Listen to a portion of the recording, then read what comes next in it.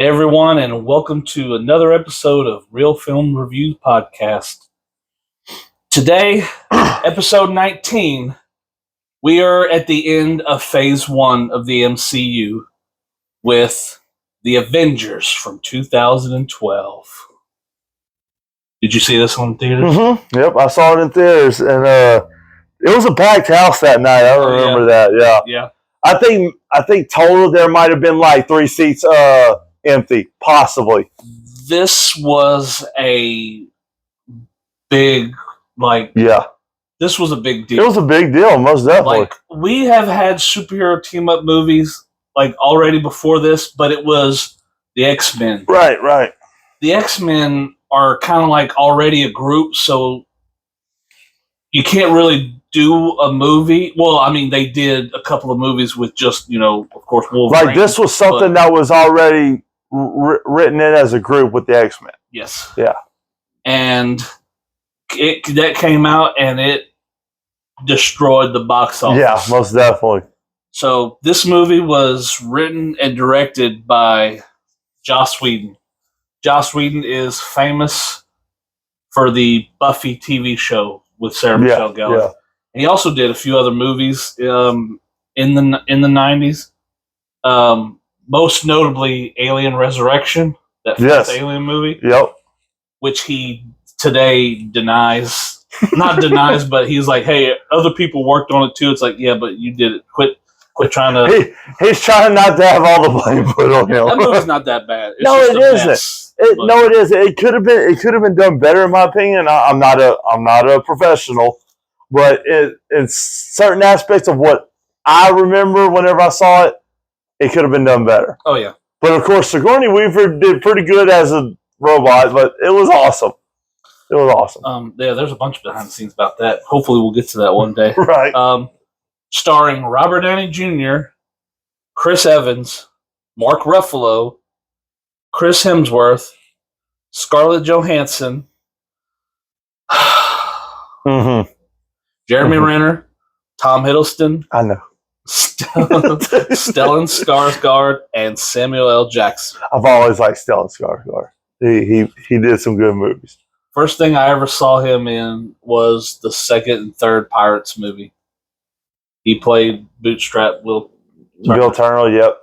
The first time I seen him, if I remember correctly, it was a movie that he did called The Glass House. Never saw that. I've heard of the name. It was all right. It was okay. It was one of those thriller movies that he played kind of psychotic, but it was cool. He was also in what's the movie? It's the one with Ben Affleck and Matt Damon as the genius.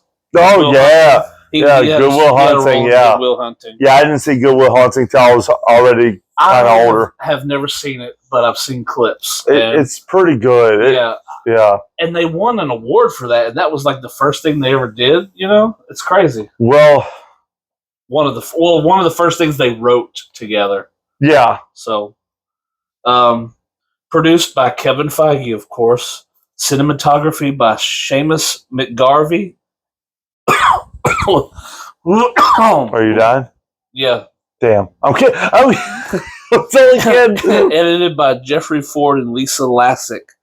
Music, once again, by Alan Silvestri. Like I said, his name's going to pop up a lot over these movies. The release date was May 4th, 2012. On a budget of $220 to $225 million. The movie grossed $1.521 billion. Billion with a B. You know how Josh always says $1 billion. Oh, someone. Our friend Josh, he always says, "Do you know how much a billion is? It's 1,000 million." It's like, you know how much a billion is? A billion. Just say a billion. Stop. In the film, Nick Fury and the spy agency S.H.I.E.L.D. recruit Tony Stark, Steve Rogers, Bruce Banner, Thor, Natasha Romanoff, and Clint Barton to form a team capable of stopping Thor's brother Loki from subjugating Earth. Natasha. She looked real good in this movie too. Yeah, most definitely. There's also something that has to do with her that I've noticed. Okay. But she's gonna be in a few movies like after this. Right. This is kind of like a warm up, but right. I'll mention it probably in the next Avengers movie. It's something that I noticed, and I don't think it's significant, but I noticed it. Right. But the ideas for a film based on the Avengers began in 2003 with Avi Arad, the CEO of Marvel Studios, first announcing plans to develop the film in April 2005 after Marvel Enterprises declared independence by allying with Merrill Lynch to produce a slate of films that would be distributed by Paramount Pictures. Marvel discussed their plans in a brief presentation to Wall Street analysts. The studio's intention was to release individual films for the main characters to establish their identities and familiarize audiences with them before merging the characters together in a crossover film. Screenwriter Zach Penn, who wrote The Incredible Hulk, became attached to the film in 2006 and was hired by Marvel Studios to write the film in June 2007. In the wake of the 2007-2008 Writers Guild of America strike, Marvel negotiated with the Writers Guild of America to ensure that it could create films based on its comic book counterparts, including Captain America, Ant-Man, and the Avengers. After the successful release of Iron Man in May 2008, the company set a July 2011 release date for the Avengers. In September 2008, Marvel Studios reached an agreement with Paramount, an extension of a previous partnership, which gave the company distribution rights for 5 future Marvel films. Nice. By April 2010, Joss Whedon was nearly completed for a deal to direct the film and revise Penn's script, and was officially announced in July 2010. In fact, I think I remember this. Right. I remember because they already had it planned, but the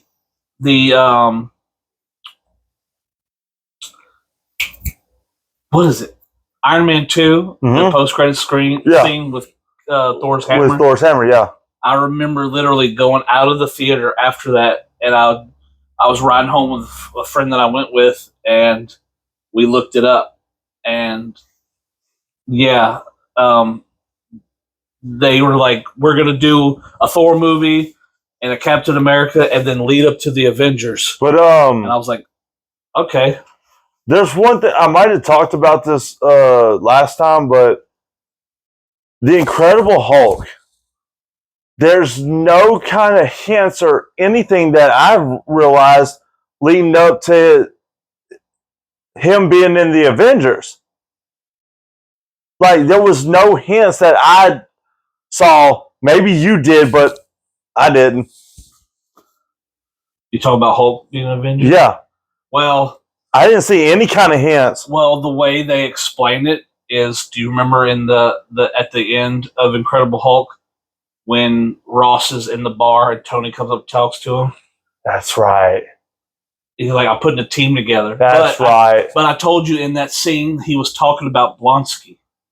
Yeah, not Blonsky. Hulk. Yeah. Because Hulk was a fugitive. Yes, exactly. And technically, Abomination was a bad guy too, but they didn't know the whole gist of what he did. Yeah, so they were wanting him, but I guess that was kind of a hint, but at the same time it wasn't. So, but he was also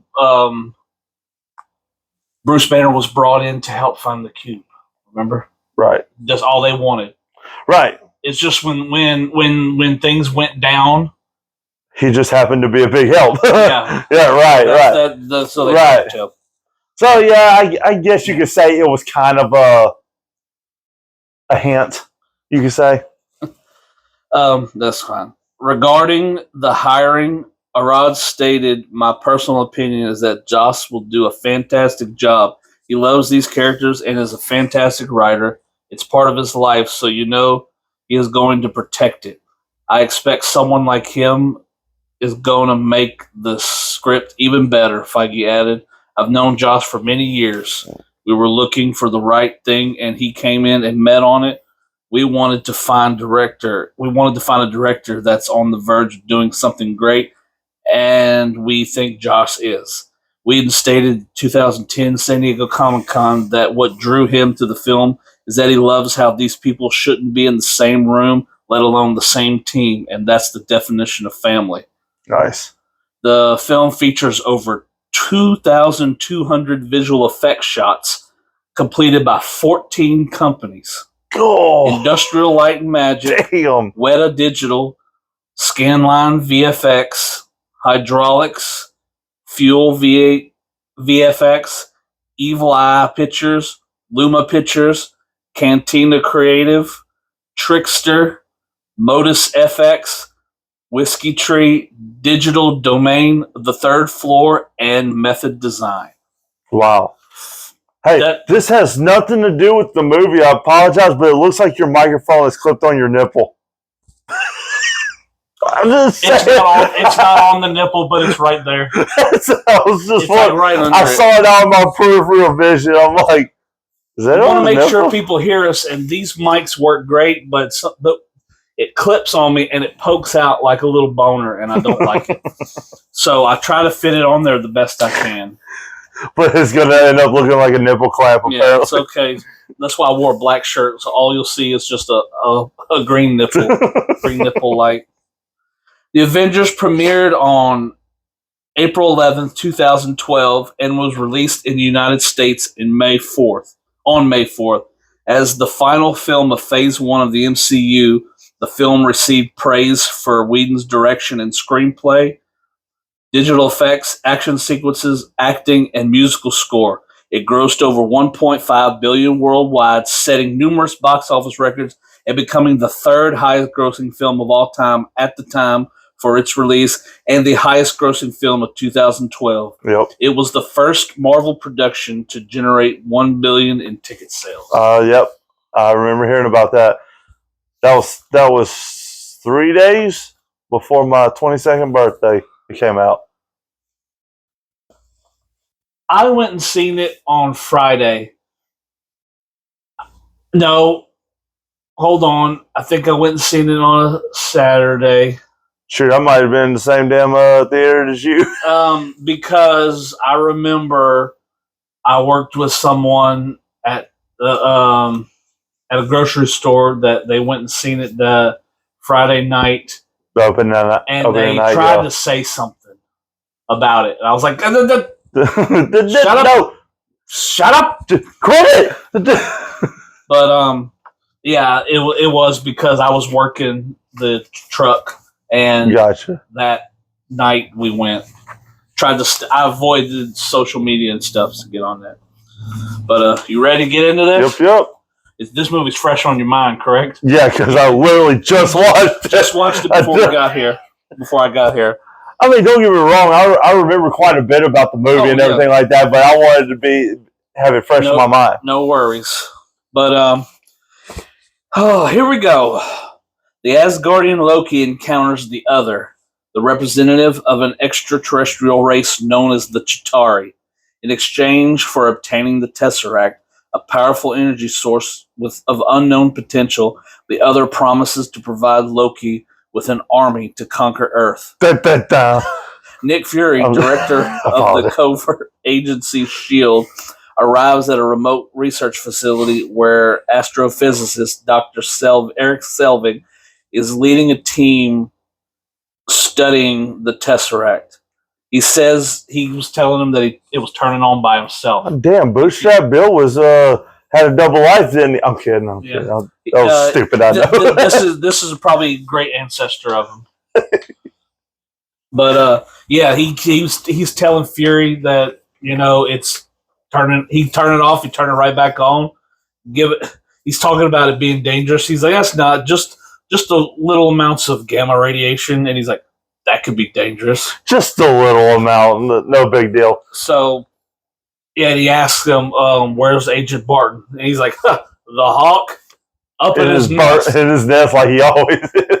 And this movie does a great thing where each character is introduced in a a great way. Yeah, honestly, yeah. Like, some of them have lines that they say, and then they're introduced, which we'll get to that in a second. Right. But like, just we're gonna get like we start right here. It's like Hawkeye. Well, he didn't say Hawkeye, but the Hawk. The Hawk, yeah. And it zooms in. And he's just kind of chilling there, yeah. He's like, why you up there? He's like, I can see better from a distance. Yeah. And they're having a talk about the cube, and they're talking about it turning on. He's like, maybe something's coming from the other side. He's like, just like a door. Door opens both ways. So he's giving him this speech, and then the thing shoots, and then Loki appears, which an awesome shot, which his face looked menacing. Yeah, like it had that view where it was like this on his forehead, but whenever he kind of looked up, I was like, oh shit, yeah, that looks really cool. Put down the spear. It was damn near. It almost kind of looked like a Arnold Schwarzenegger shot from Terminator, almost. Yeah, but yeah, he uses his hand. He focuses the energy on his hand, and he kind of the thing glows if he's holding it like this, and he shoots like this. You notice that? Yeah, I noticed that. Yeah, wouldn't it shoot with the thing? I don't get that. Like, just do it. I don't know. I mean, it worked, but yeah. So he kicks all their asses. Yeah, like severely. Evaporates one dude with the laser, but yeah, he kicks one dude against the wall. You hear his back break. Yeah, that was pretty sick. And what is it? Clint trying to stop him, but he tells him, "You have heart." Yeah, he grabs him by his wrist, twists it. He's like, "You have heart." Pop. And he uses the scepter. The scepter. He touches him in the chest, and he mind controls him. And Nick grabs the cube, and it's hot. But he puts it in the little case, and he tries to walk away, and he's like, "Don't! I still need that." Yeah, he's like, he said, "Don't do that," or "I wouldn't do that." Something like that. I wouldn't do that if I were you. Yeah. And then he says, like, one of my favorite lines in the movie. He's like, "I'm Loki of Asgard, and I've been burdened with glorious purpose." Yeah, which is a fucking just the way he says it. The accent and everything like that. It just made it so cool. It goes back to what I don't know if I said it in the Thor review, but their speaking in these movies just sounds awesome. But in the other movies, he's almost like dumbed down. Well, you know what I mean? Yeah, kind of. Yeah, but they're not bad. But yeah, not bad. But I just like British people and all that like that. The way their accent is, it just makes them sound so sophisticated, and it's like it's awesome. Well, I think Chris Hemsworth is from Australia. Yeah, but still, he has that. He's still got that accent. And it's like it just makes him sound so sophisticated. Maybe that's just me. And when he brings up Asgard, he's like, and Selvig realizes that that's Loki, Thor's brother. He gives him a snarl, and he's like, "We don't have quarrel with your people." And he's like, "An ant has no quarrel with a boot." Yeah, you planning on stepping on us? You planning on stepping on us? Every time you brought up Asgard, I think of one specific part but we're gonna get to that later. But I think you know what I'm talking about. So too. So he ends up hypnotizing Eric Selvig also, and Clint realizes that Fury's stalling because things are about to get destroyed. So he shoots Fury, and they grab the case, and they're trying to get out. But he was wearing a vest, and Maria Hill, who I think is this movie she's introduced. Yeah, Agent Hill, yeah. Yeah, she she sees them walking out. She don't think anything of it, but then Fury says that he's been turned. So then they start a shootout, rolling out of the way. Like a fun little action scene in the tunnel. Things getting blown up, some of the cars getting stuck, and they eventually get out. And then you see Fury in a helicopter trying to shoot at him. Yeah. And then Loki uses his hand again to shoot down the helicopter. It's like, what are you doing? Just use the scepter. Fury ends up jumping out. And speaking of Agent Hill, I don't know if you recognize what else she played on, right? Yeah, How I Met Your Mother. Yep. Robin. Yep. which I prefer her in this role. Oh, definitely. To be honest, I still liked her in. I'm not a huge fan of How I Met Your Mother, but I like.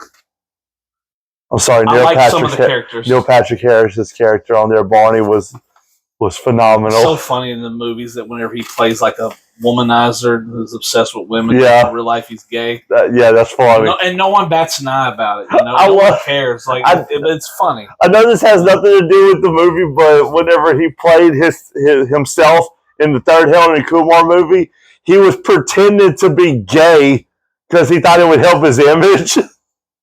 It was so funny. And even he was a straight guy pretending to be a gay guy. And his husband was in on it too. Yes, that was his actual husband. Yes, you said to make it look realistic. He said, "Yeah, realistic, not gay as shit." I'm sorry, I'm so funny. He did it very well too. Like it was great. Yeah. So Loki shoots down the helicopter. Fury jumps out, and he gets away.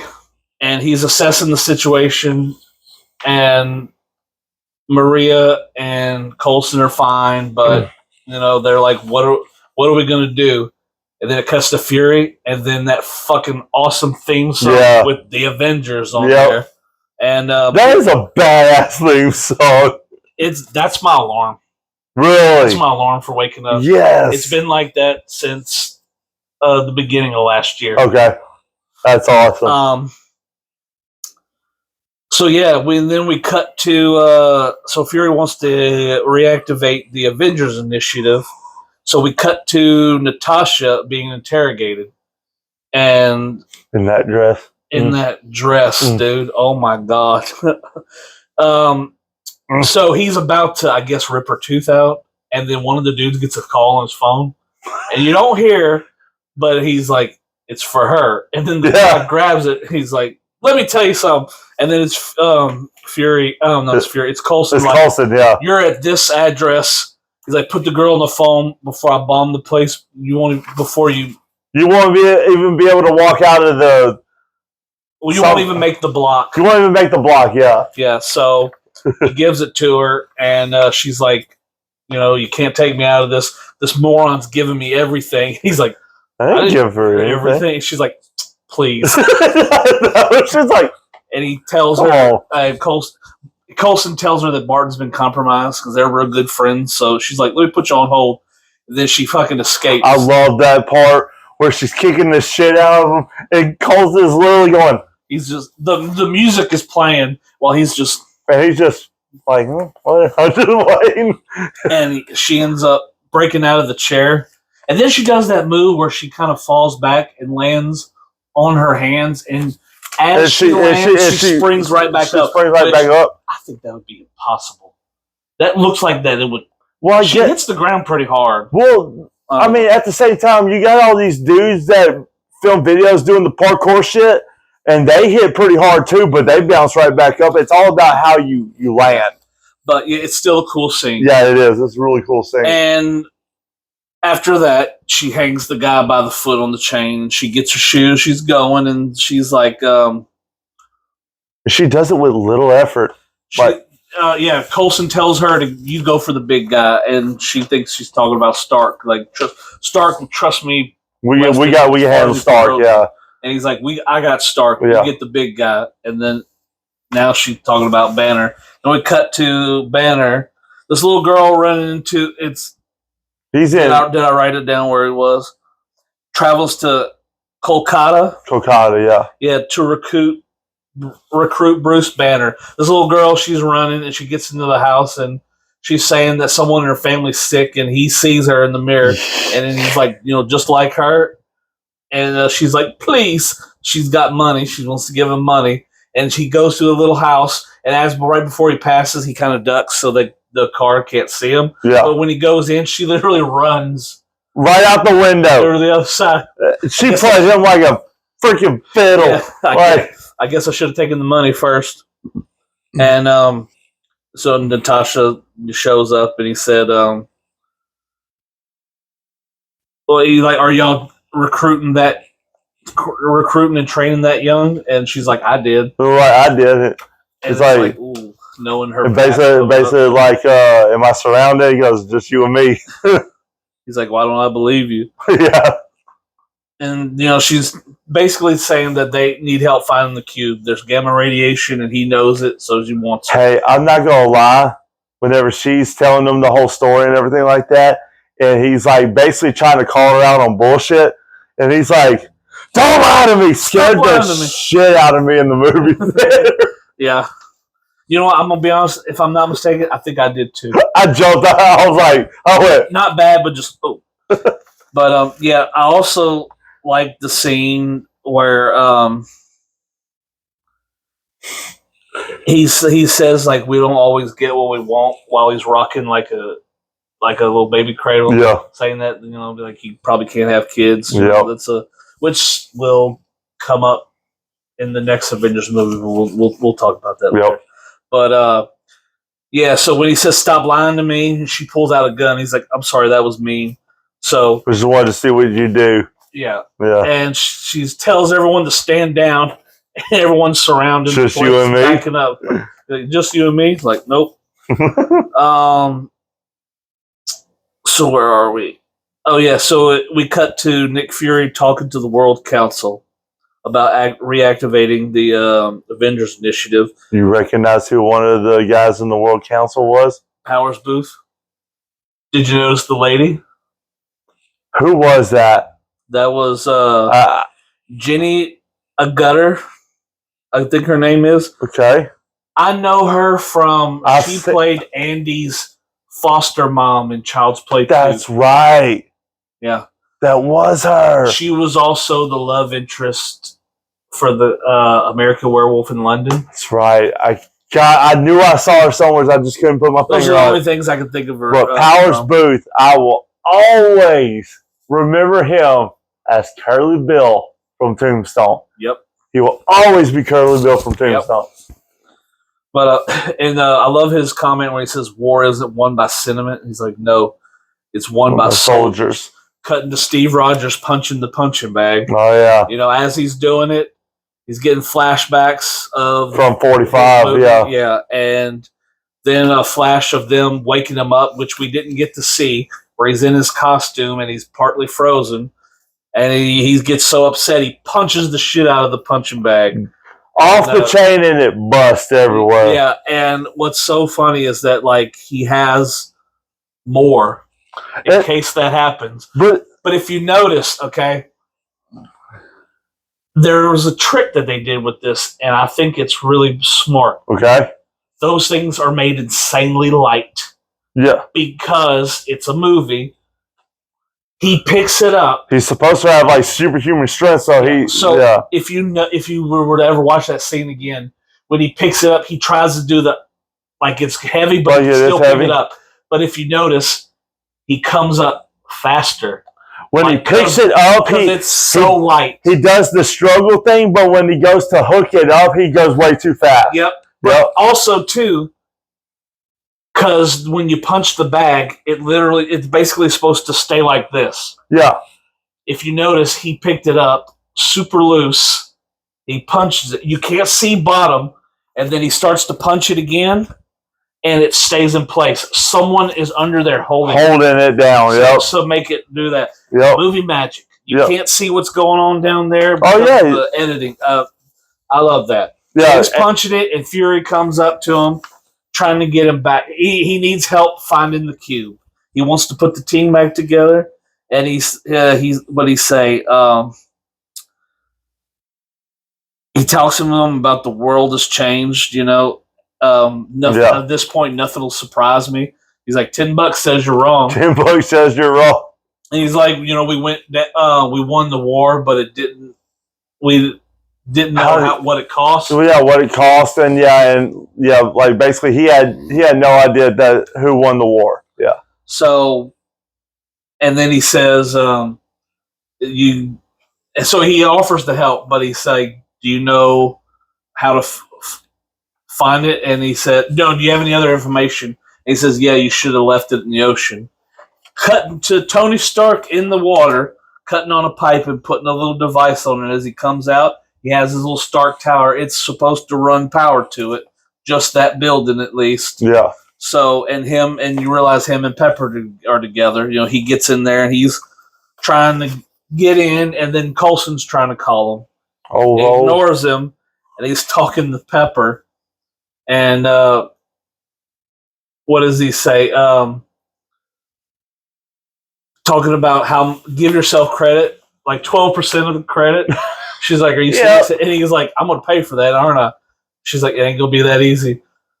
And yeah, so he tries to call him again, and then he overrides him, but Coulson pops up again. Hey, security breach. That whenever I saw it, I'm like, damn, he don't have his own damn business, does he? She's like, Phil, and he's like, his first name's Agent. But hey, a fun fact about Robert Downey Jr. It's so funny. I thought it was funny. But, like, he kept hiding food all over the lab set. Yeah. Like, in the movie and stuff like that. It's like, no one can find it. Yeah. It's like, what the hell? I think someone else does that, too. If I'm not mistaken. Right. I could be wrong. I heard something about that, yeah. I think it's Brad Pitt. He likes to do that, too. In a lot of his movies, he's, like, eating on something. Yeah. Yeah, I think I could be wrong, but I think that's what it is. Yeah, I thought that would have been funny, a funny little story. So yeah, and so he gives Tony all the stuff what they need about the team and about what they're working with. And he's like, "I thought we were having a moment." She's like, "I was having 12% of the moment." But yeah, she's like, "Phil looks really scared," and he's like, "Why is he Phil?" He's like jealous. Like, really? Well, yeah, why does he feel like? Why does he feel? And yeah, so he looks at the screen and he sees like Hulk tearing through the library, college place, and the Incredible Hulk. The fight for what is it with the Destroyer for Thor, and then some of Steve Rogers' old footage.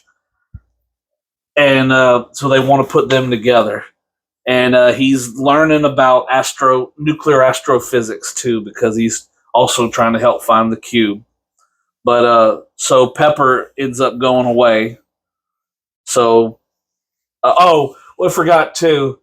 I wanted to mention this. At Steve's scene, when he's leaving, he picks up one of the punching bags, puts it over his shoulder, and he leaves. It's like, where are you going with that? Well, like, what is the purpose of bringing that? Like you just leave them all at the gym. Just stay. You're eventually going to be back there. So it's like, just leave it. That was just a random thing I wanted to talk about. But I just thought it was, going back to it, I just thought it was really cool because those punching bags weigh about 100, 150 pounds. And he's picking it up like it's nothing. I thought that was pretty cool. He throws it over his shoulder and it's like he's going home. It's like, why are you taking it with you? Just put it down. Stupid. So we cut to them flying in that little thing. I don't know what it's called with Coulson and we'll just call it a jet. It's a jet. And with Coulson and he says Coulson is like fanboying over him, like straight up. He's like, you don't know, but I watched you while you were sleeping. And he's like, it's like I watched you while you were unconscious from the ice. You know, it's like it's just an honor to meet you. And he's like, I just hope I'm the right man for the job. And he's like, we got you a suit made. He's like, isn't the stars and stripes a little old fashioned? He's like, sometimes, we could use a little old fashioned. Like things happening nowadays, sometimes you can use a little old fashioned. It ain't wrong there. So, and we get a quick talk with Loki talking to the Other. That's the character's name, the Other, telling him like he needs to, get it rolling. And he looks up towards these stairs that are leading. So that was his name, was the Other, huh? The Other. That's what he's billed as. That's the only name I could see. I probably came across his name and forgot to write it down, but they call him the Other. So they get to the helicarrier, and Natasha's talking to Cap, and he's like, "Did you talk to Coulson? I'm surprised he didn't ask you to sign his Captain America baseball cards, trading cards." Trading cards. And he's like, "They got cards?" He's like, "Yeah, they're vintage." I'm surprised he didn't tell you. And then you see Banner, and they meet, and he's like on the deck, we're here to find the cube. He's like, is that all we're here for? He's like, only thing I care about. Yeah. And he's like, guys might want to get in. It's going to be a little hard to breathe. And then shit starts to happen on the side, and he thinks like it's going to be a submarine. He's like, me in a metal container, Yeah, like in a closed metal container underwater. Not a good idea, pretty much. And then you see the things come out, and then it starts to go up. But he's like, oh no, this is much worse. And they realize that the helicarrier, it flies, and then it puts the retro panels. See, it's like invisible panels. It's funny. I know it's probably not even close to related, but it's like you see shit like that on movies like that, like these badass fucking whatever the hell that thing was. And it's like, what does the government possibly have that we know nothing about? I know. It's one of those things where that pops up every once in a while in my head, but I don't think about it because there's no way on earth that we'll ever know. No. Unless they literally come out and tell us. Or like, unless like there's no other choice to have to use something like that. Yeah. But, yeah. So they get in there, and the inside looks awesome. I like this setup. Right. And everyone's looking around. That setup was badass. And fucking Cap is so impressed that he walks by Fury and hands him $10 because of that little thing they said earlier. He didn't have to do it, but he did, and that was funny. Another fact, going back to Hawkeye, turns out Jeremy Renner actually trained with Olympic archers before the role. I heard about that. I didn't know how long or anything, but I just like he trained. I'm pretty sure for a pretty good amount of time.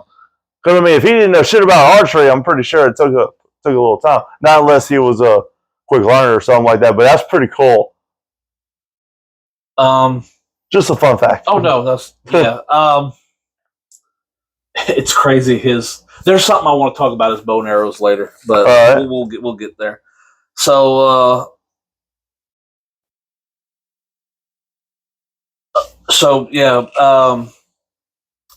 Natasha shows Bruce to the lab. Like, we got all the nice toys, and it cuts to. Hold on, I've lost my place. Excuse him, he lost his place. Selvig they cut to Selvig and Barton. They're talking about what they need to stabilize the device. And it's iridium from a meteor. It forms antiprotons, is what it says. What they says, and he sees Loki walk up, and he's like, thanks for showing me all this. It's more than knowledge, it's truth. He's like, what did it show you, Agent Barton? He's like, my next target. He's like, what do you need? He goes, I need a distraction. And he pulls out his bow, and he flicks it out, and the things come out, and he's like, and an eyeball. So, as they're having a conversation on the helicarrier, Loki gets spotted. And they head down to Germany to go do it. And Fury says, "You're up, Cap." And he walks to his outfit, and I like his outfit. Yeah. Cap's outfit. My only problem, I was talking to someone about this. I don't remember who. What part of the suit? The helmet. The mask thing. Oh, yeah. Because the ears, it fits, which that's the part that I don't mind. Right. But it's around the ear, it comes out a little bit. Not way out here, it's like barely still, but it looks like a bulge, yeah. Yeah. Like a crotch bulge. Like a bulge. So they're in Stuttgart, and they're stealing the iridium. That's what they need. So Loki does a distraction. He goes in, dressed in nice clothes, fucking uppercuts that dude with his cane. Yeah, that was pretty. A security guard with his cane. grabs the guy they need, flips him onto the table, and uses his device and fucking puts it on his face. And it's supposed to scan his eye. Yeah. And then it builds into the other part of the device. Yeah. Yeah. When Barton takes out all the guys with the arrows. Yeah. He puts it on there, and it's showing his eye. But I don't know if he's just killing him. It probably is, but I don't know. I'm assuming they're gonna say that he was killing them, but I don't know.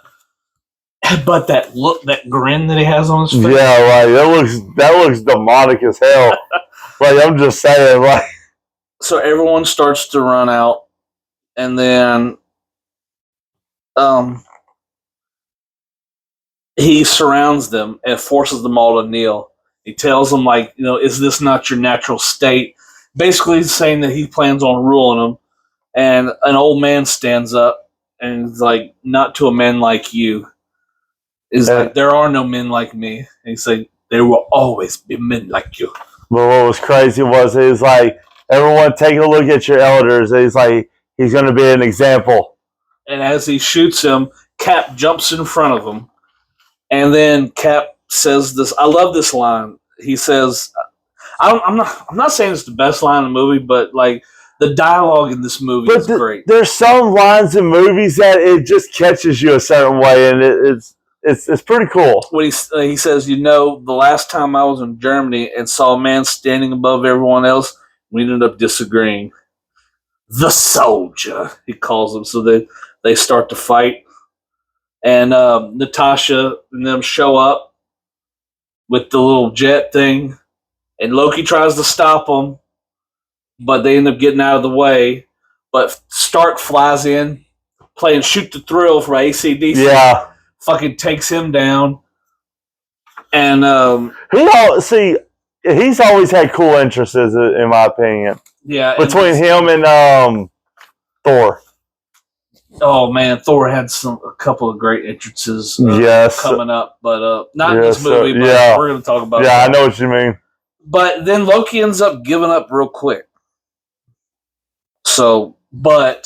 Gave up too easily. Yeah, Clint.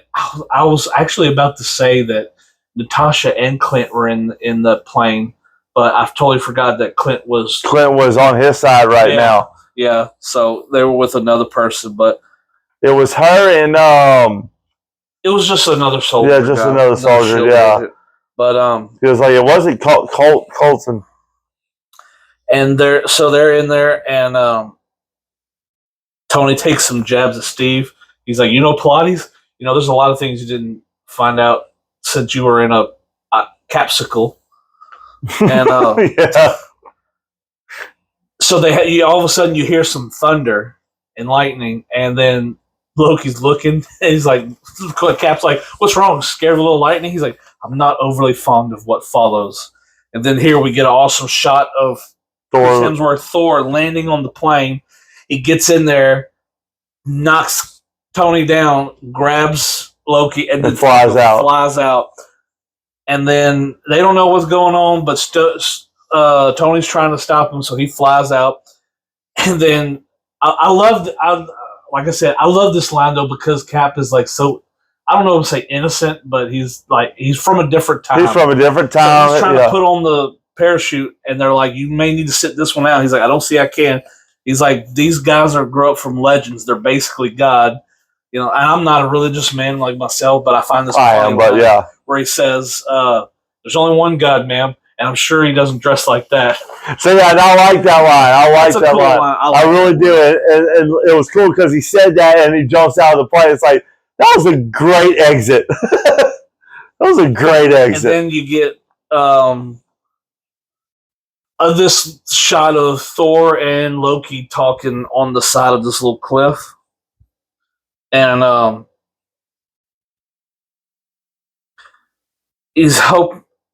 Thor's trying to convince him to come back home. Yeah. And he's like, is this a recompense for your imagined slights? Like I'm saying, the old English Thor and him talk is awesome sounding. Like I hope they go back to that. They haven't literally since this movie. Yep. They've talked like that in every movie they appeared in since that movie.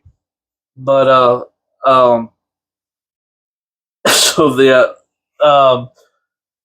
he's just saying like I told them I sent them off, but I don't know where. They didn't tell me. And then he grabs his hammer and he's like, "Now you listen." And he's about to tell him. Tony knocks him down and he's like, "Wow, I'm listening." That was awesome. He's like, "I'm listening." He's like, "Don't touch me again." He's like, "Then don't take my stuff." You have no idea what you're doing. He's like, "You have no idea who you're. Yeah, you have no idea who you're dealing with." And it's like, "Oh shit, here we go." Doth mother know you weareth her drapes? That was funny as hell. I also like how Thor. He's like, he tells him like, "Don't touch me again, Metal Man." Yeah, don't touch me again, Metal Man. And he's like, calls him a tourist, and then they fight, which is an awesome little scene like between them. I love the part to where they're locking each other, their hands, and he grabs Tony by the arms, by the forearms, and he starts crushing it, and he headbutts him, and he just kind of goes, and then he headbutts him back. It's like when he comes back, he lands like in a superhero pose, and his head is turned slightly towards the camera. Yep. And if it's a blink and you'll miss it, you'll see a little dent on the. Yeah, I saw the dent. Yeah, I saw the dent. But yeah, they're beating the shit out of each other. But it's so funny how Loki's just sitting there watching. Well, he's going nowhere. He's just sitting there watching. Sitting there. But I love the part whenever Thor has a bolt of lightning, strikes the hammer, and he shoots him, but it just pretty much supercharged his suit up. Power up at 400%. How about that? And he freaking blasts him across the field. So as they're about to fight again, Cap grabs him, and he's like, put that hammer down. He's like, "You want me to put the hammer down?" No. And he jumps. Like, I would recommend that. He loves his hammer, and when he smashes it, it fucking levels. Creates a shockwave, yeah. And he's like, "Are we done?" Like, "Yeah, we're done. They ain't doing anything else." Had to get the aggression out a little bit. So, and then you see Loki being not carted off, but walked in handcuffs to the cage, and he's sitting there. He sees Bruce and he smiles, kind of a hint as to what's going on. And they put him in a glass case. Another fun fact I found out about, you probably knew about this already, but in pre-production, or probably even before then, they were trying to get Edward Norton to reprise his character as Bruce Banner and Hulk and everything like that. Apparently, I don't know if we talked about it in The Incredible Hulk, but he wanted more creative control. He wanted more creative control. Yep. So that was a big drawn out process trying to get him to reconsider him pretty much, and more money. He wanted more money. So they were like, "Yeah, we can't do that." Which apparently, I think it was in 2011, because this movie came out in 2012. Yeah. They had the panel at San Diego Comic-Con, and everyone was everyone was coming out, like everybody that's the Avenger in the movie. And then they get to the Hulk, and everyone's expecting Edward Norton. Yeah, Edward Norton was supposed to walk in. But they mentioned Mark Ruffalo, and people are like, who? Yeah. And then he comes out, apparently, from what... I didn't like 13 going on 30. So that's the only thing I knew him from. Really? Okay.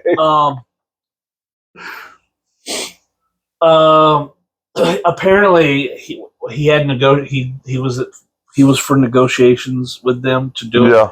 And he was supposed to go to Comic-Con, and he said they told him, look outside your window at 7 a.m. If there's a limousine outside, you got the job. Okay. If there isn't, you didn't.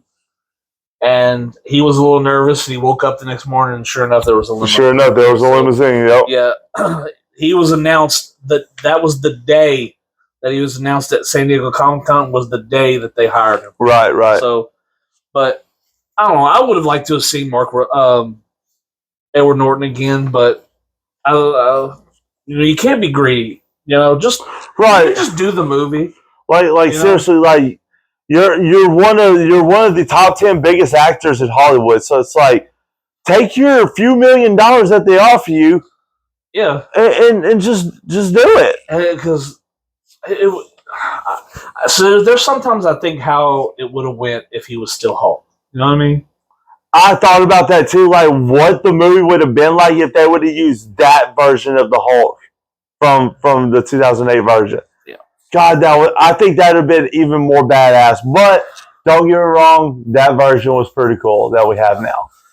So yeah, we get Loki in the glass case, and then what is it?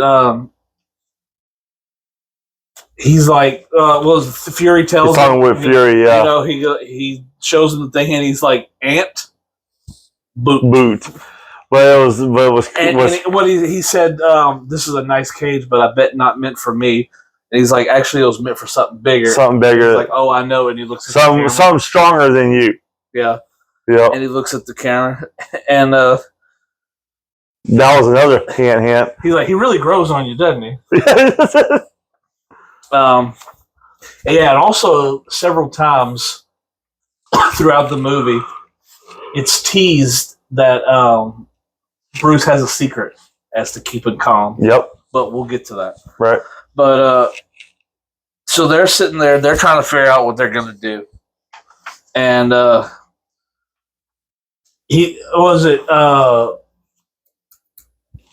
Bruce says, like, he's like a bag of cats. You can smell crazy on him. And Thor's like, how dare you speak to him? He may be like bad, but he is Asgard, and he's my brother. He killed 80 people in 2 days. He was adopted? Yeah, he was adopted. That was great. I laughed way too hard at that. Yeah. So Tony shows up, and he's calls him Point Break. He called him Point Break. Yeah, you got a mean swing. And Point Break, you got a mean swing. And he's spouting off one-liners. He walks in. It's like, ship the top mast. He's saying like boat references. I forgot to write them down. But then he goes, that man's playing Galaga. Didn't think anybody would notice. But he is. And he's like looking around. He's like, how does Fury see all these? Yeah, he goes. He turns. How does he turns a lot? That sounds exhausting. And then so he's telling them about all the little things, and then what is it? Maria Hill says, "When did you become such a expert on thermonuclear physics?" Last night. Last night. And he's talking about trying to kickstart the cube, doing all the heating it to all this. Yeah. And while he's doing that, he puts a little device on one of the things out there to, which we'll find out in a minute. But he put something on there. So, and he's like, what I want to know is how did Loki? So they're sitting there talking, and Steve has no idea what they're talking about. Yeah, he's like, finally, someone that speaks English. He's like, is that what's happening? But he's like, what I want to know is how did Loki turn some of my best men into flying monkeys? Yep. And Thor's like confused. Steve's like, I get it. I understood that reference. Yeah. Of course, because he was around at that time when that movie came out. I wonder how many people actually did not get that reference. I'm talking about just in general, like when people went and seen the movie. I don't know. Because I tell you one thing, when he talked about flying monkeys, I was like, yeah, usually, I got it. Usually when people talk about flying monkeys, first thing I think of is Wizard of Oz. Yep. So they cut to Banner and Tony looking for the cube. Tony's eating, and you're right. Hid something on set just so he could eat. Yep, just so he could eat. Yep. And so he's sitting there trying to say, like, you should come over, And then he pokes him. He's like, Captain America's like, are you nuts? Are you nuts? He's like, jury's out. He's like, how do you do it? How do you keep calm? Like this, a big old bag of weed. That was funny. A big old bag of weed. which the movie is rated PG-13 because if you look in the thing, it says like for this and that. It says for a subtle drug reference. Yeah, subtle drug reference. Yep. I think it does. Yep. Yeah, subtle drug reference. That's the only reason. Yeah. That's the only way it's bag of weed. That was it.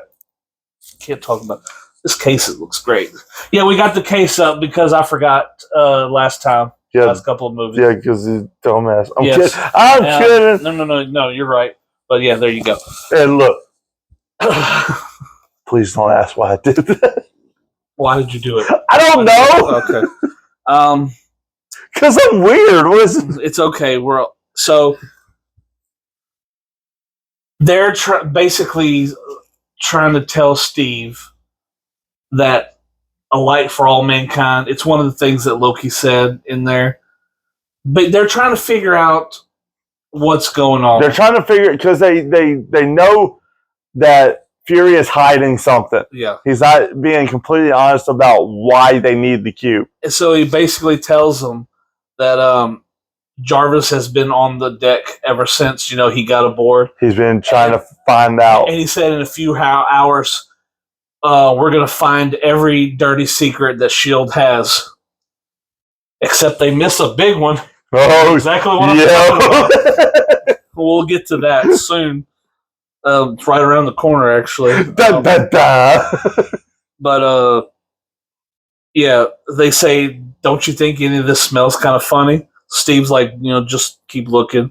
So he decides to do his own investigating. He takes off. And then they got a scene with Fury talking to Thor, about, what we're going to do next. Then it cuts to Loki walking in his cage, and he pauses for a second. He's like, there's not a lot of people that can sneak up on me. And it turns around. It's Natasha trying to talk to him. Get information out of him. So I didn't write all this down, but this is something that I wanted to talk about. Something that I discovered, all right, while doing some little research I always wanted to know. So she's trying to figure out, and then because about what he wants, but she's saying, like, I got some red in my ledger and I need to make things right. I need a clean slate, pretty much. Yeah, and he's like, Bart told me everything. Dracov's daughter, which is a big reference to what happens in the Black Widow movie. Mm-hmm. Yep, I remember. And he's like, Barton told him everything just so he can get an advantage on her. Right. And what does he say? He'll tear her apart in front of him. In front of him, and then whenever he screams, he'll split his skull. Yeah. That's some dark shit. That got me chills. I said that was a great line. But then he says, I'll split his skull, and he says, "This is my bargain, you mewling quib." Yeah. Now, hold on. I've been trying to figure out what that meant. I got it. You got it? Okay. I've heard this, and I figured I didn't know exactly what it meant. But as I was typing it out, I realized that I typed out Mewling Quim, and I'm thinking to myself, what does that mean? Like, what is he calling her? So I looked it up, and it says mewling means whiny or feeble, kind of like weak. Yeah, weak. And quim is a derogatory term for a vagina, which basically means that in the most polite way, Loki called her a whiny cunt. Whiny pussy, whatever. I mean, either one. Whiny cunt seems more like... Yeah, but I found that interesting. I honestly, I kind of figured it was something like that. But they had to put it in the old English way. That way it wouldn't be too... Because that's too bad a language to use for a PG-13 movie. It's funny, too, because this is like Disney-like stuff, and we had Loki call her a mewling quim. Well, if I'm not mistaken, this kind of going off subject a little bit, but back whenever the Avengers came out, Marvel and Disney didn't bond yet. No, not yet. Yeah, that's what I was now thinking, it's on Disney+. Yeah. Shit, Deadpool's on Disney. I also love this too when he's like, "This is my bargain." When he says it, you see spit. Yeah. The thing, and then she's like, "You're a monster," and he goes, "Oh no, you brought the monster." And then that's when she realized what his plan was. Yeah, and she's like, turns around, like, "I thank you," and bows, and then leaves. And he's like, he's gonna try to unleash the Hulk. Yeah. So we get as he's doing the speech too.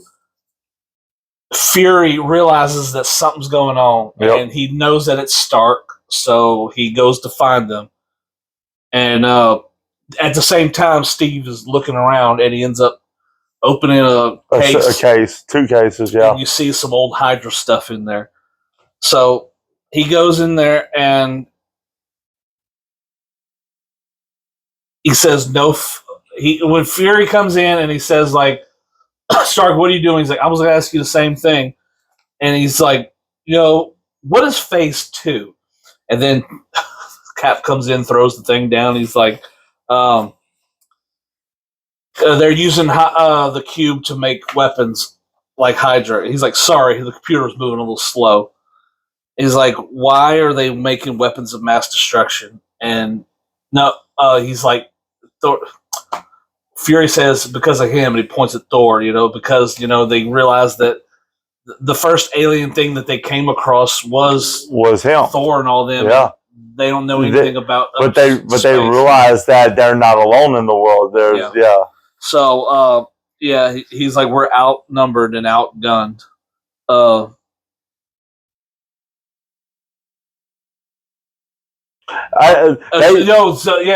Widow walks in, and she's trying to say, Bruce, you need to remove yourself. He's like, I was in Calcutta. I was doing fine. Yeah. Yeah, but he mentions too, and this is also where Cap and Tony are having a little piss. They're having their little fight, their little bitch fit. He's like, put on the suit. Let's go a few rounds, and he's like, big man in a suit of armor. He's like, take that off, and what are you? He's like, genius, playboy, philanthropist. Philanthropist. And Widow just goes, like, that's true. But they just all start getting into a big, huge fight, and it's all because of that stupid scepter. Yeah, so the scepter starts to glow, and then at this time,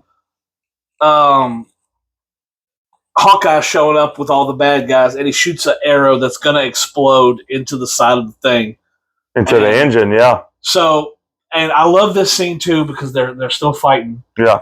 And this is foreshadowing to the max, because he tells Cap tells Tony, are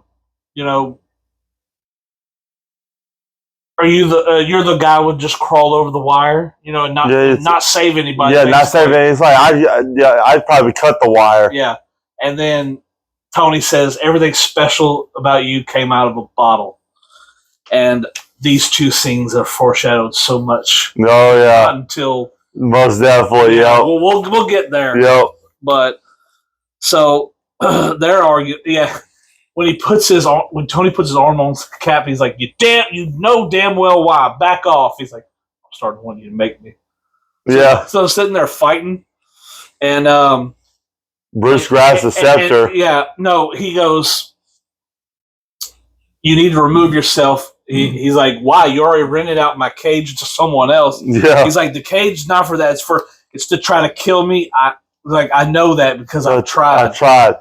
And everyone kind of looks at him. He said, "I put a gun in my mouth, and the other guy just spit it out." I put a bullet in my mouth. Put a bullet in my mouth. Yeah. Spit it out. He's like, how I can stay so calm. And at the same time, you can see him like in the background, but you can't see the thing. But he picks up the scepter. Yeah. And as he does, everyone kind of puts their gun. He's like, Bruce, put down the scepter. And he looks, and he's like, guess you don't get to see my party trick after all. He puts it up because they get a lock on.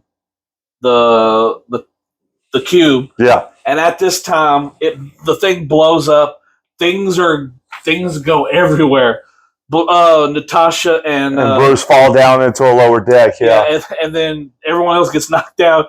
And then Steve picks up Tony. He's like, get your suit. He's like, yep. Yeah. He's like, put on the suit. Yep. And then they get down there and they're trying to make sure everyone's okay. And then Natasha looks at Bruce. He's like, "Are we okay? Yeah, we're okay, right? We're okay, right?" But she's trying to talk to him, and two people come up, and they're like, "Hey, are you all right?" She's like, Go away before you freaking get killed. And she's like, "I swear on my life," and he's like, "Your life." Hey.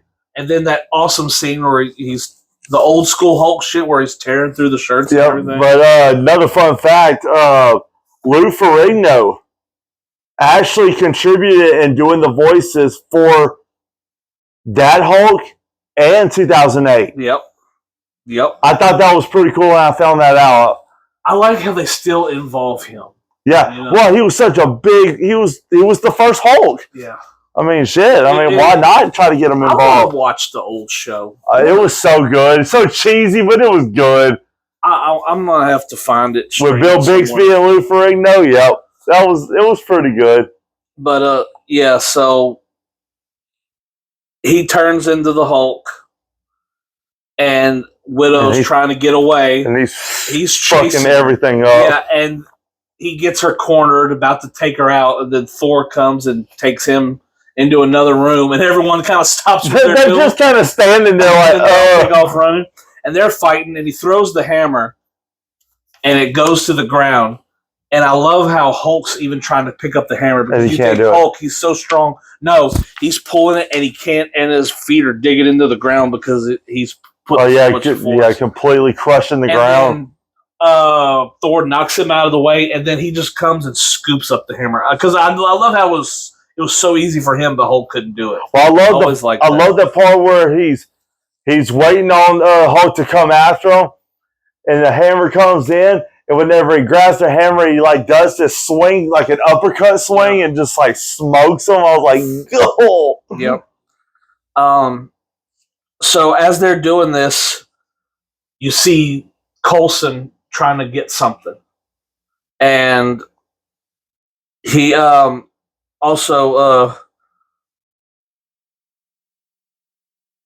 Hulk and Thor, they end up in a little room, and they got a helicopter plane out there trying to shoot at him to distract him. But as he sees him, he's like, target acquired, and then he sees him, and he's going to have to jump on the plane. He's like, target angry. And he jumped. Target angry. One of my favorite moments, because no one thinks to do this, but it's so funny. So Hulk gets on the plane. And he's tearing it apart. Out of control. He's tearing it apart. So that guy's trying to get out of it. And he launches himself. Launches it, and he catches it. He grabs it, and he throws it, and it goes. The little spin that it does. But yeah, target angry. And then the plane blows up, and then you see him fly off screen. Thor goes to check on Loki. The door's open, and he jumps at him, and you realize he's an image, and he's like, "Are you never gonna not fall for that? Are you gonna never not fall for that?" And he's about to take him out. Yeah, drop him down to earth. And Coulson knocks out one of the agents. He's like, "Move away, please." And the gun is basically manufactured after the destroyer. I love that. He knocked the dude out, and he's pointing the gun at Loki, and he's still polite about it. He's like, "Move away, please." I don't know why we got this from your destroyer. He's like, I don't even know what it does. Let's find out. And then all of a sudden, boom, he gets stabbed from behind. Oh, that was an illusion in front of him. Yep. And no words are said when Loki just walks up to the thing. He points at it, and then presses the button, and then Thor goes boom down the tube. I always thought about that, because he's in that container, and all of a sudden that son of a bitch just goes. It just drops. Can you imagine being in the son of a bitch if it drops? I wonder if it would have actually killed the Hulk. I don't think so.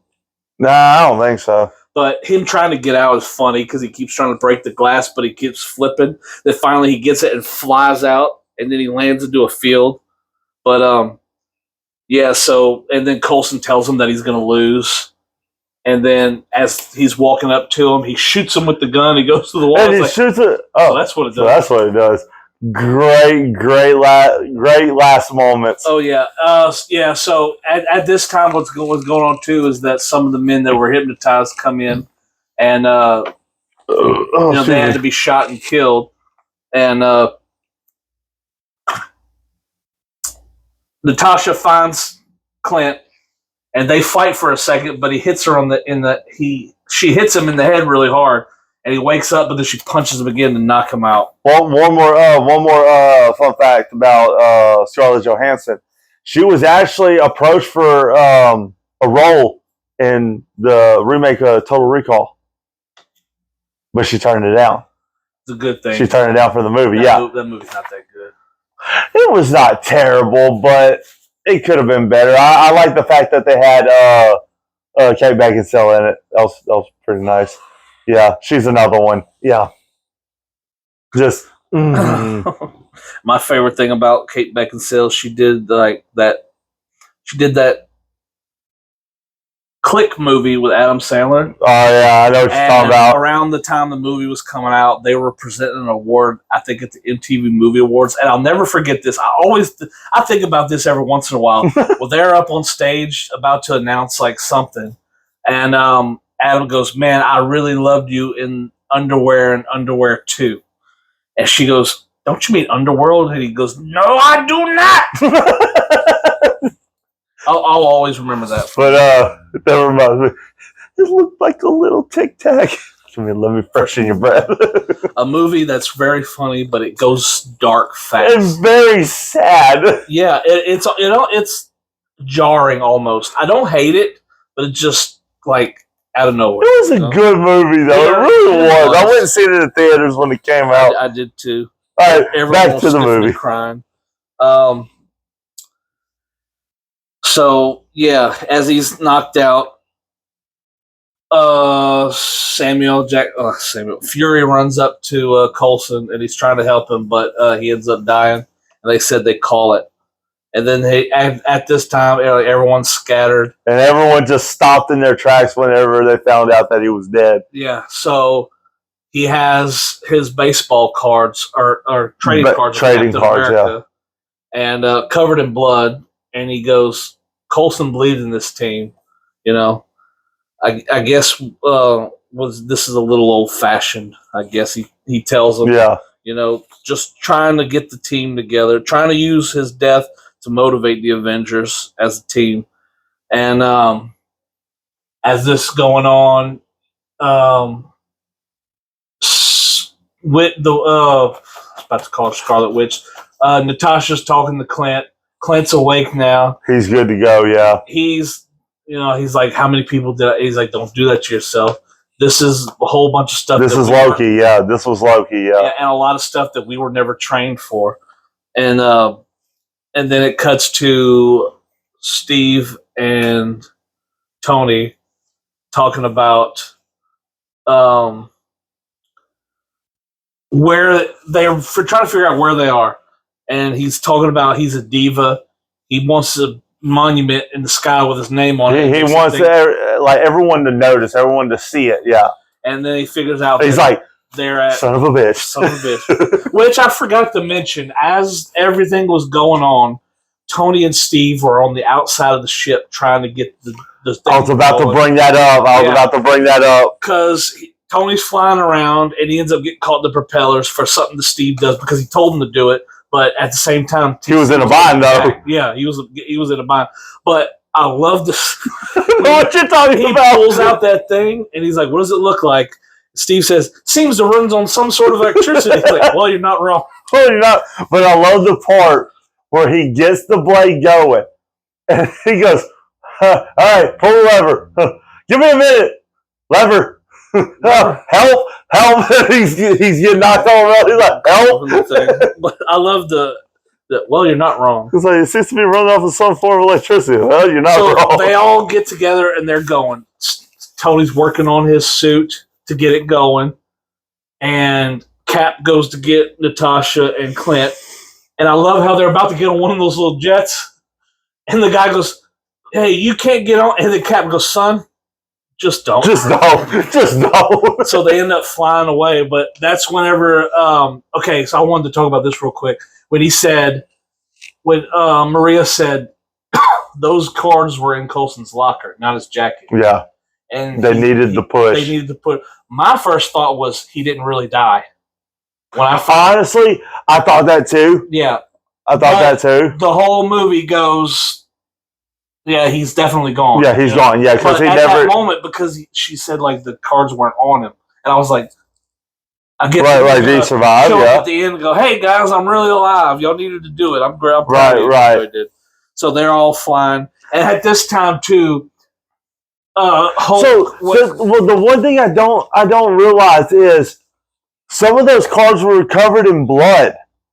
Did he go and put his blood on? That's the only thing I can think of. Yeah, he put the blood on. Banner's laying in a pile of a building. Yeah. Right in the middle of it, and he's butt naked. He's naked as hell. He's talking to a security guard, and it's Harry Dean Stanton. And he's literally just kind of like, hey, you just came crashing through the building. You're all big and green and shit. It's like, what he says. How did he say? What was the first thing he told him? He goes, "You came out of the sky." Yeah, you came out of the sky. He's like all big and green and buck-ass nude. Harry Dean Stanton, he's a old actor. He was. I know who Harry Dean Stanton is. Yeah, he was Brett in Alien. Mm-hmm. I remember. You'd always say right. Yeah, right. Like, hey Brett, you need to do this. He's like right. Yep, I remember. But he gets killed. Like all of them. Yeah, like all of them. Yeah, he's like, I got you some clothes, but I didn't think they fit you till you shrunk down to a regular size fella. He's like, did I kill anybody? He's like, no, but you scared the hell out of some pigeons, though. He gives him the clothes. He's like, thank you. And he's like, are you an alien? Are you an alien? I'm sorry? An alien from space. He's like, no. He's then son, you got a condition. You got a condition. But yeah, so they are heading down there, and where am I in these notes? They get to the tower, and you see Eric Selvig working on it. Then Tony ends up getting there, and he sees what is it? Shit, I'm stuck. Selvig is working on it. Like I said, he's trying to destroy it, so he shoots it. But the concussive blast kind of knocks Selvig out of the way. He hits his head, and he becomes unhypnotized. But Tony sees Loki in there, so he lands and he gets his suit taken off, and he's like, "Oh, we're gonna stop you." He's like, "But your people are scattered, and there's no way." And he's like, "There's no way of you coming out on top." And he offers him, a drink, Yeah. He's like, "I have an army." He's like, "We have a Hulk." But Tony says, like, we may not stop you, but we're definitely make damn sure we'll avenge it. Yeah. And how will the team fight me if they're too busy fighting you? He tries to do the thing. Ting. And it won't work. Yeah, ting. Ting. This usually works. He's like, yeah, well, performance issues. 1 out of 5 men. And he chokes his ass out, yeah. And he throws him out the window. But right at this time, he's trying to get the new suit that he's working on. And as he throws him, he's falling down. And then the suit flies out, hits Loki, and then goes straight down and grabs Tony, comes up, and he's like, there's one more person you pissed off. His name is Phil. Yeah, his name was Phil. So, yeah, as they do that, they open the gate, and shit's going down. The portal opens, everything starts to come. All the cops, everybody's outnumbered. And they're out there saving people, trying to stop these aliens, and just shit's going down. And then they have a group of people at like a little restaurant, and the explosion's going on, and they run into a building, and they focus on one of the girls. Yeah, I'll bring that up later. It's for a deleted scene.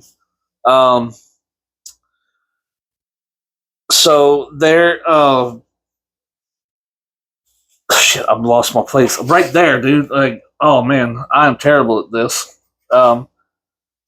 Just say you yeah, all the cops, like I said, they're outnumbered, and Cap's running to help them, and they're like, "What are we gonna do?" And Cap lands up there above them, and he's like, "We need to do this. We need to do this." They have a perimeter set from this place all the way to 38th Street. He goes, how do you say that?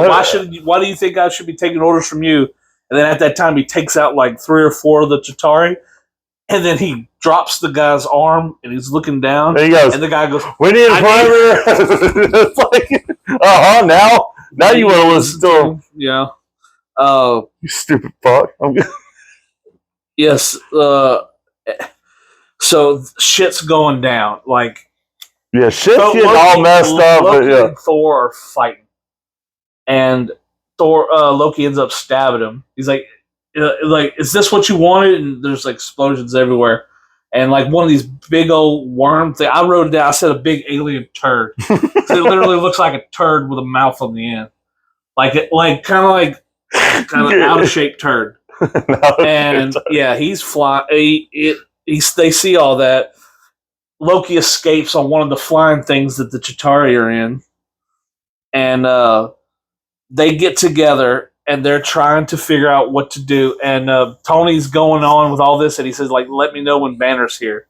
So they get there. They're trying to figure out what to do. Cap's about to start making like decisions, and so all of a sudden you hear something. He turns around. Fucking Bruce shows up on a little moped. Yeah, moped. Little moped, yeah. Well, this all looks bad. He's like, "We could use a little bad." He's like, "Sorry about that," So, and he's like, "Tony, Banner's here." He's like, "I'm bringing the party to you." And he comes around, the big thing's and he's flying. Like, tell him to suit up, yeah. Tell him to suit up. But he's like, "I'm bringing the party to you." And that thing comes around, and Natasha goes, "I don't see how that's a party." It's probably my least favorite line. I know, yeah. It was too much. Yeah, a little bit. She could have been like, not what I had in mind. Yeah, like just the way she said it was. I didn't hate it, but it was just, or at least like, that's a party, something like that. Yeah.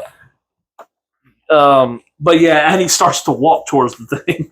The Cap gets a little worried. He's like, "Bruce, now be a little time to get angry." And then that's my little secret. Movie, that's my secret, Cap. I'm always angry. And it immediately turns into Hulk, punches that thing in the fucking face, and it starts to come up. And it starts crunching. Like, it's almost look like a fucking slinky. Like, and then Tony shoots the stuff right in the middle and it explodes up. Yeah. And then all the Chitauri are screaming.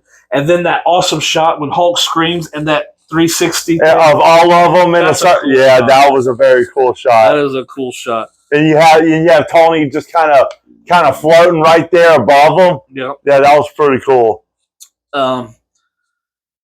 And then they just start fucking shit up. I wrote in my notes, like, Tony blows it up, and then the superhero shot, or as the kids say now, they are aura forming. Well, I love the part it does that shot, and then Cap starts telling everyone where they need to go at, and he goes, what he says to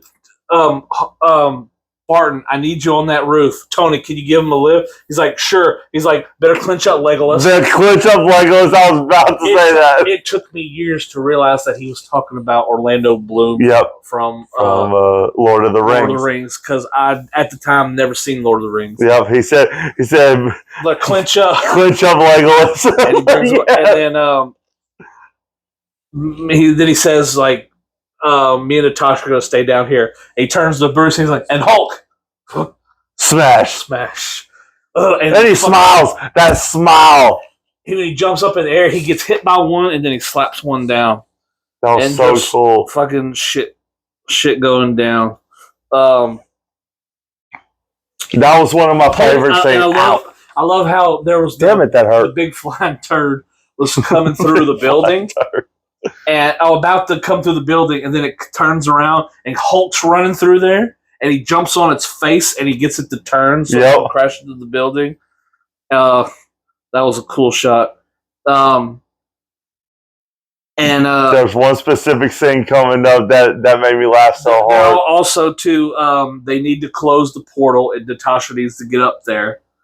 So she jacks one of those things. But yeah, at this time, there's some people that are stuck in the bank, which is where the waitress is that we talked about. And he goes in there to take them out, and he fucking gets his ass whooped by the explosion. He jumps and hides behind this shield after he takes out. Blows them out the window. Blows it, and they all get out. And they focus again on that waitress.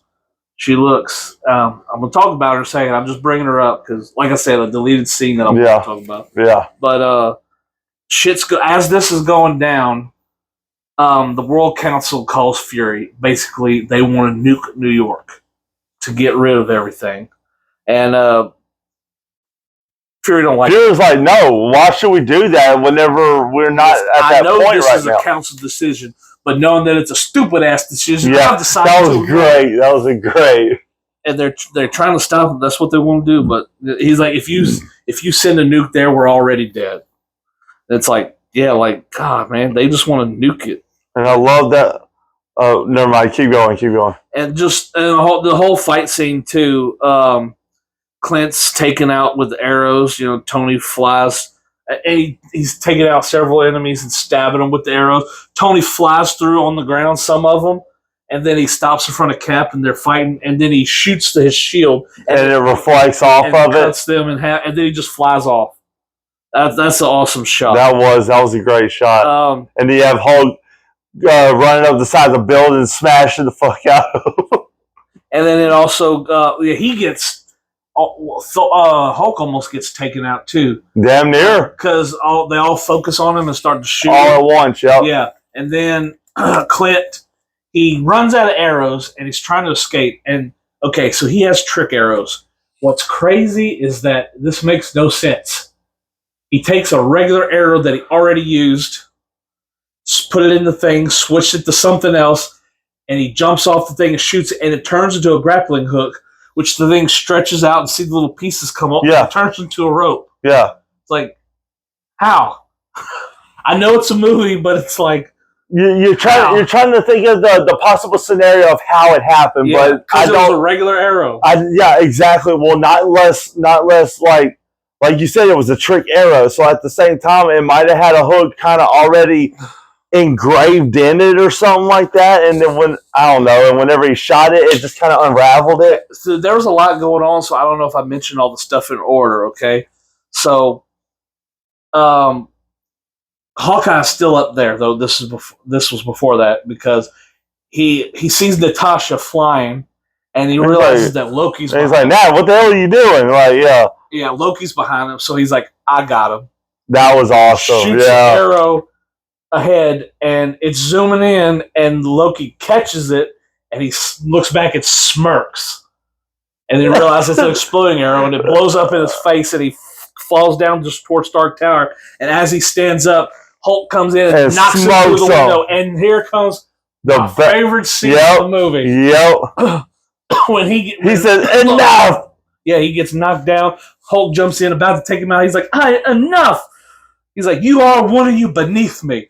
I am a god, you dull creature, and I will not be bullied by it. And he fucking grabs him by the leg, and he pulls him, and he slams him 3 fucking times back and forth. But my favorite is that he looks at him. He looks at him, and he slams him again. And he walks away. And he's like, he's doing... I can't do it. My throat hurts for some reason.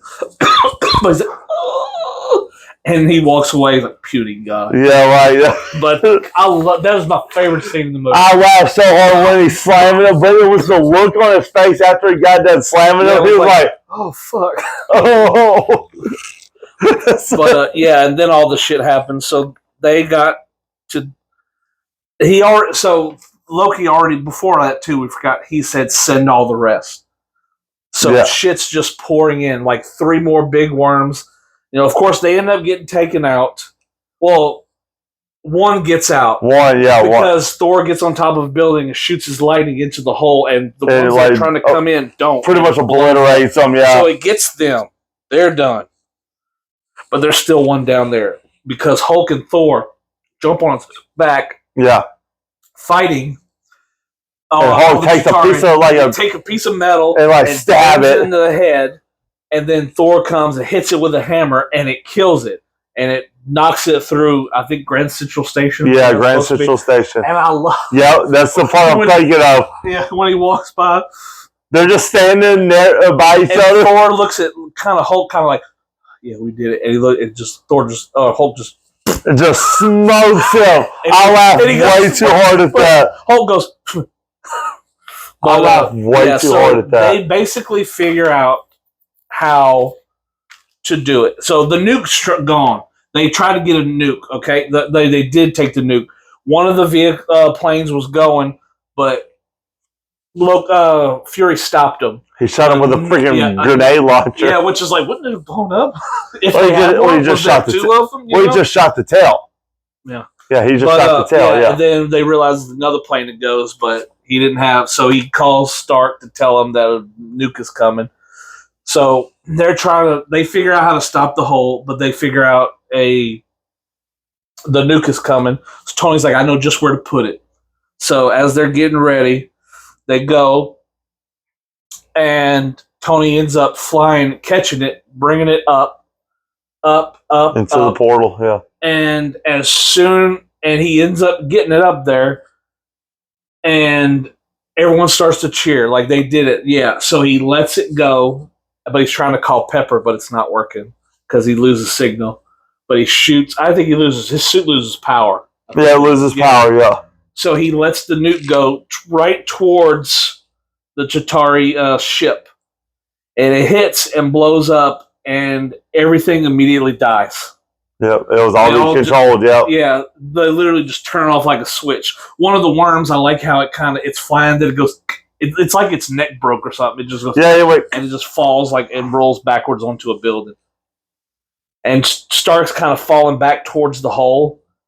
And they want to close it, but they're waiting for Tony, but he's taking too long, so they're right about to close it. So Natasha closes it, but as it's closing, Tony barely makes it through, and he's falling. And they see, he's not slowing down, and Thor's about to go jump and get him, and then you see Hulk just grabs him down, and he falls, and they put him. I love. They rip off his mask. Okay. Well, hold on. He catches him. And they fall back down on the road and stuff like that. And so Tony's on top of him, and he just kind of goes and knocks him off. Yeah, he just throws them all. But yeah, he's unconscious, and Thor rips the mask off. And then they'll figure out what to do. So Hulk screams, and Tony wakes up. He's like, ugh. And what the hell happened? Please tell me nobody kissed me. And Steve tells him that they won. And he's like, what was he saying? I think we should take the day off. Yeah, take the guy. Let's not come in tomorrow, guys. And he's like, hey, you ever try shawarma? Yeah, shawarma. I saw a shawarma place down the road. Kind of want to try it. Let's do that. And he's like, we got to take care of something first. So we got one more thing to take care of. He goes, okay. Then after that, we get shawarma. After shawarma, then it cuts to Loki crawling, and as he rolls over, they're all. I love what he says. Shot. They're all. He's like, as a matter of fact, I'll have that drink now. And they're all just kind of staring at him. Yeah, then we get the little news shot of, the Avengers saved the day, and talking about superheroes. And then we get a Stan Lee cameo. Yeah. Stan Lee going, superheroes in New York? Give me a break. And then he turns around. But people like, I love you, Thor.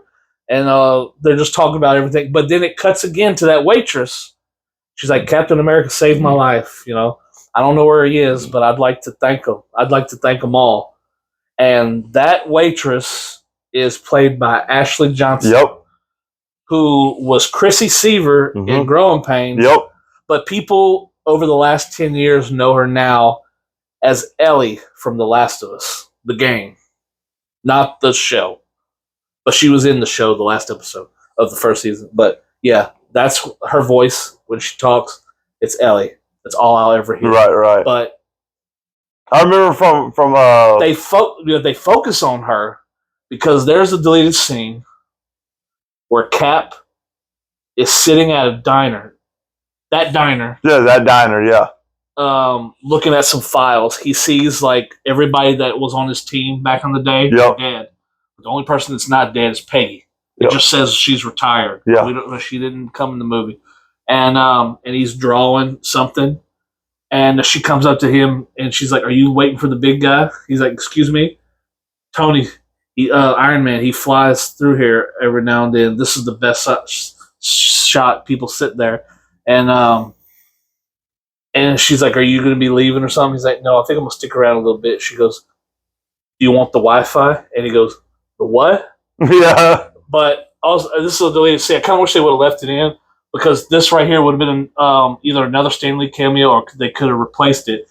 But he's sitting at the table behind him, and he just goes, "Just ask for a number, you moron," and just turns back around. Yeah, that's right. I remember that, yeah. Well, I wish they would have left that in there. Yeah, I know. Yeah, so and as they're doing this, you see Loki handcuffs, mask on his face. They take the Tesseract back to Asgard, and all the Avengers spread out. And then, what is it? The World Council was talking to Fury. The World Council was talking to Fury, yeah. You've taken the war criminal Loki into Tesseract? He goes, "I don't know." He's like, "I just didn't argue with the God that did." Like that was his decision, you know. He's like, "I'm not arguing with him." But it's like they got all butthurt because he let them take Loki when he should have faced justice over there. It's like, no, he's going to get justice over there in Asgard, like a lot worse. I just didn't argue with the God that did. Yeah. And how do you know? They were like, "They'll come back." He's like, "How do you know?" He's like, "Because we'll need them too." And he walks off, and everything's fine on the thing. They're going.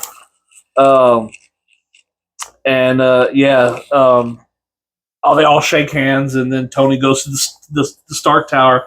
And I love how they show the outside. He's talking with Pepper again, but he's on the show the outside. And while they were fighting on the thing, a lot of the letters blew off because it said Stark on the top, but all the letters blew off except the A. Yep.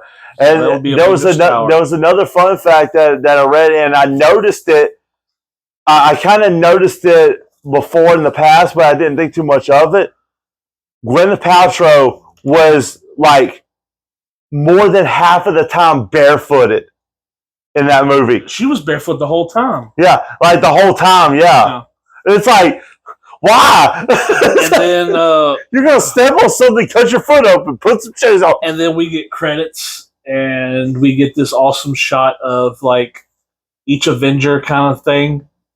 And then we get the logo, Marvel Studios, the Avengers. Yep. And then we get a mid-credits scene where it shows the other talking to someone. He says humans. Yeah, how did he say that? I can't remember. Something. They weren't as weak as they were promised or something. They are unruly and therefore cannot be ruled. And then the dude puts his hand down that he's talking to in the chair, and he stands up. And basically says, basically once it comes to the humans, you got to court death to deal with them, so pretty much. To challenge them is to court death. Yeah. And then he turns aside, and it's Thanos in practical makeup, by the way. It's not CGI. It's practical makeup. Yep. And then it cuts, and we get Live to Rise by Soundgarden, which is an awesome song. That was a great song, yeah. And then we get another after credit. I love that after credit. This was a mid-credit scene, and then this is a post-credit scene. The post-credit scene. Where they're all eating shawarma. Do you know the facts behind this scene? Not really, no. Okay, so this was shot 3 weeks at least before the movie was released on May. Really? They're all eating shawarma. They thought it'd be a funny joke to do that. The movie premiered April 11th in Los Angeles. Yeah. All the Avengers were together. It was hard to get them all together, so they had to get them together like this. And Tony threw it as a joke, but then they decided to do it. They filmed it for a day. Yeah. All right?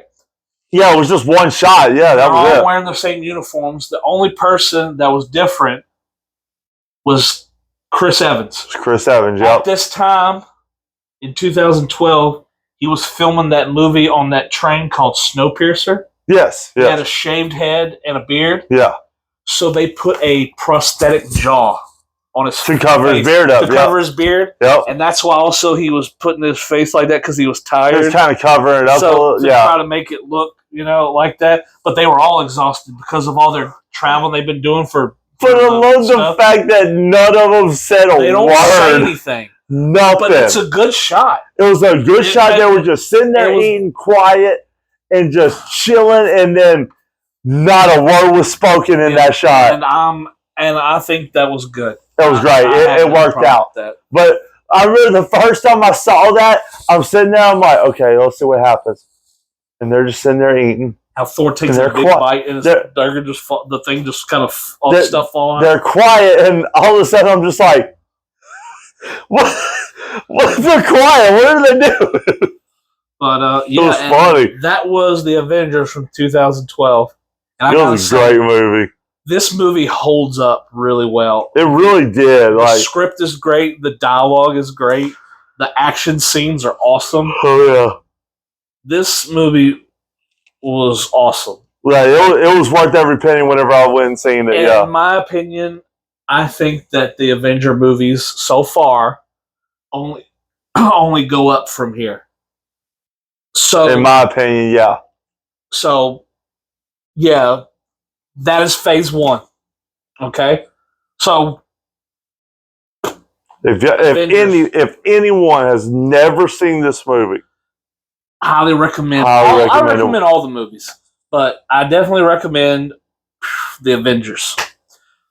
So, Corbett, do you want to go first as a rating? Okay.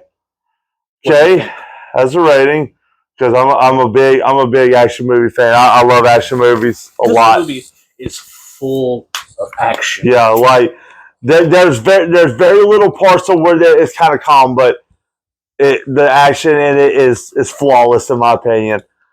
But I give it an 8.5. It was badass.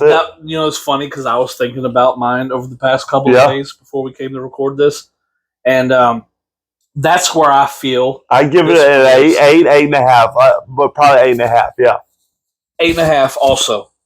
And I'm not trying to piggyback off you. No, that's good. Because, like I said, only the Avenger movies, in my opinion, only go up from here. But I'm not saying that this is the worst, but they just keep getting better and better. In my opinion, we've only had 4 of them so far. A 5th one coming out at the end of the year. That's gonna be badass. Yes, so we both choose 8.5 out of 10. All right. This movie, dude, the reaction in the theater was great. Now, granted, we didn't get our we're not talking about it yet, but in-game level, like the biggest reaction I remember this reaction so well. But the part whenever he said, "That's my secret, Cap. I'm always angry," and whenever he just transformed out of nowhere, you hear people, "Oh!" It was really cool. It was really cool to hear. This movie, like we said, it still holds up. Of course, I was the odd one out whenever he transformed. I went, "Yeah, boy!" So stupid, but it felt like I needed to say that. Oh, dude, this this movie is still great. Yeah. If they would have stopped after this, I don't think I'd have been too mad about it. It works because it was a good ending. But we had got that Thanos tease, and see, you know what's coming up. Yep. So yes, that's the Avengers from 2012. Go watch it if you've never seen it. I feel like I'm hyping this movie up, but it's really good. All right. Do you got anything else to say? No, I'm good to go. So, yeah, the Avengers from 2012. Please go see it. So, we've been sporadic with our videos because there's some life going on right now. Life always gets in the way. Yeah, we're probably going to go on break after next week because Corbett's going on cruise. I don't fall off the fucking boat. Don't fall off the boat. Just stay away from the edge. Don't go near the edges. But I like the edge. Okay. I'm kidding. Okay. No, I'm not going to fall off the boat. Yeah, so we're getting these out as soon as we can. We want to get the MCU done before the end of the year. So we're going to try. There's going to be a couple of breaks over the next month. But after that... Excuse me. we're gonna go smooth sailing. We're trying to get right. to the MCU and some other stuff in between, but yeah, just bear with us. If you're following us closely, friends of and family of ours that watch, we're trying. Okay, shit happens sometimes. Sorry, shit happens when you party naked. But yes, it's like that, huh? Bad sound. It's like that, huh? That's what we're probably gonna have to do for Christmas. Oh, we're good. We're definitely gonna have to do that for Christmas. All right. Thanks, everyone. Please like, share, subscribe, and comment, and just watch our videos, please, and go back and watch. This is the end of Phase 1. Now we're moving into Phase 2. Our next one is... Oh, Jesus Christ. Oh, that scared shit out of you. A little bit. The next one is Iron Man 3. Yeah, Iron Man 3. I forgot for a second. Yeah. So thanks, everyone. That long. Yeah. All right. Bye. Peace.